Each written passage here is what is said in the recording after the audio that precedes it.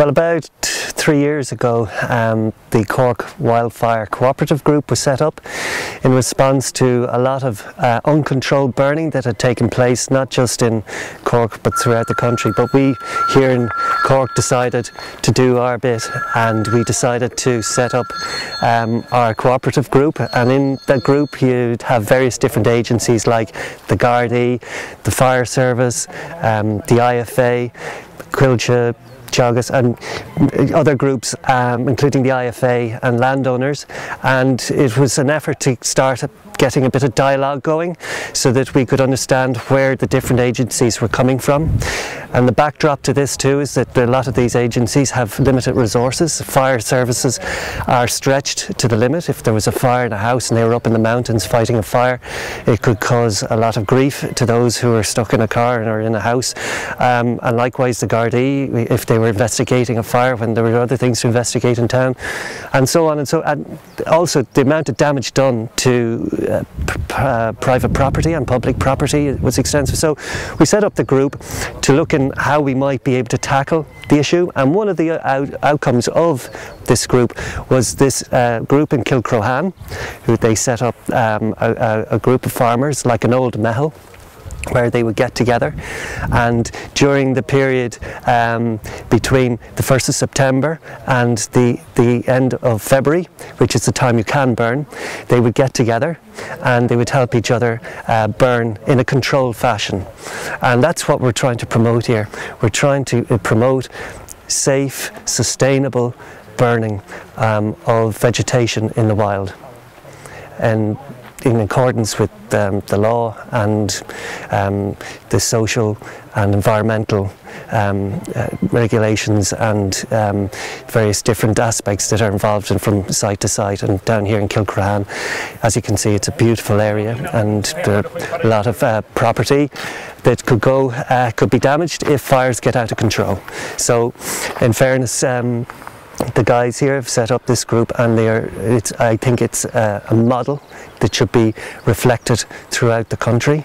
It works. They get together whenever they want to burn, they help each other out. The fires are burnt at the right time of the year, in the right way, safely. This is the way to go, and I would strongly recommend that other communities around the country adopt a similar approach. Gerry, from your point of view, is it hard to get the locals out to look after the situation? No, there's a group of us, there's 12 in total, and we're within a 10-mile radius, and owing to the farming cuts in, people have suffered for the under grazing places.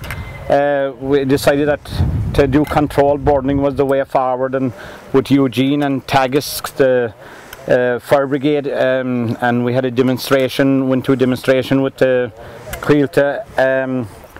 We set up our own group to quench fires and all. Basically why I said we have 12 of us is that some mightn't be available if we're doing it, so that we might have 6 or 7 any day that we'd want to go burning.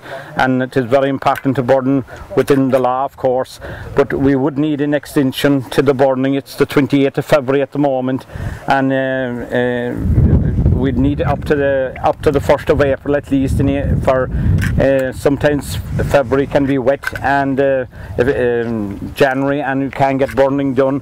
So it would be vital that we'd have March to do the burning as well. And insurance is another problem we come up with, but the way we work is that our own insurance, when I get in there voluntary, my insurance will cover the people that will come in to quench, but we're not a fire brigade unit as such. We're only doing our own because we're not covered.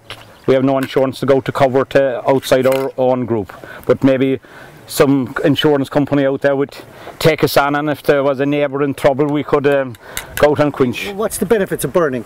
The benefit of burning is that in some mountains the sheep had to be destocked years ago because there was overgrazing. Now there's undergrazing in some mountains, but for generations, and going back to my grandfather's time, there was always burning done to maintain hills, commonages especially as well, but it was done in a controlled fashion. Neighbours they'd burn a section, what they call, and leave the rest for the wildlife for another year or two.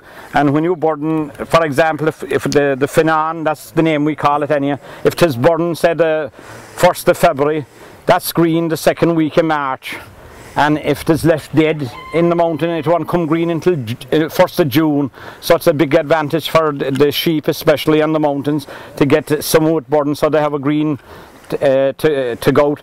But the out of control burning is where we come in, because it's a disaster. It can do a lot of damage. Burn fences, go from one area into the next. Maybe forestry as well is in danger. So we see going forward that if there was a lot more groups set up in areas, it would save the state a lot of money, because the fire brigade, as the chief fire officer said at one of our meetings, that they don't want to be up the side of a mountain when their main job is an emergency call to an accident or a fire in a house or that way. So they were fully supportive of the idea as well. So hopefully down the road that all areas, and with Tagus fire brigade, how many Parks and Wildlife, yeah, are all support. And even I was at a meeting with the department that they were giving information, and they agree that controlled burning is the way forward, but it's not the answer to grazing the mountain. The sheep has to be on the mountain as well as the controlled burning.